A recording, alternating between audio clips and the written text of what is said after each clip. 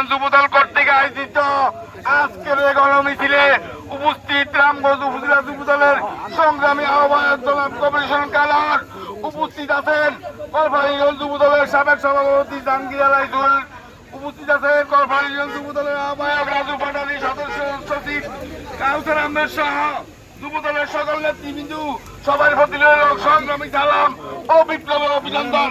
আপনারা জানেন আমরা দীর্ঘ 17 বছর এই ভোটের জন্য যুদ্ধ করেছি, লড়াই করেছি, আমাদের আসছে।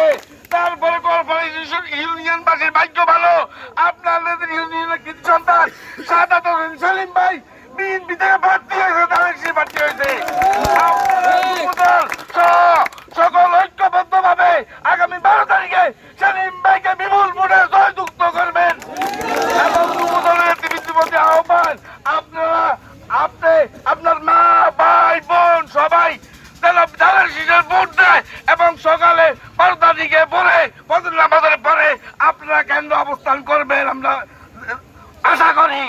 এবং আগামী 12 তারিখে এই কলপাড়া ইউনিয়ন যুবদল শক্ত অবস্থান নিবে এই আশা ব্যক্ত করে আমি আমার সংক্ষিপ্ত বক্তব্য সবাইকে ধন্যবাদ।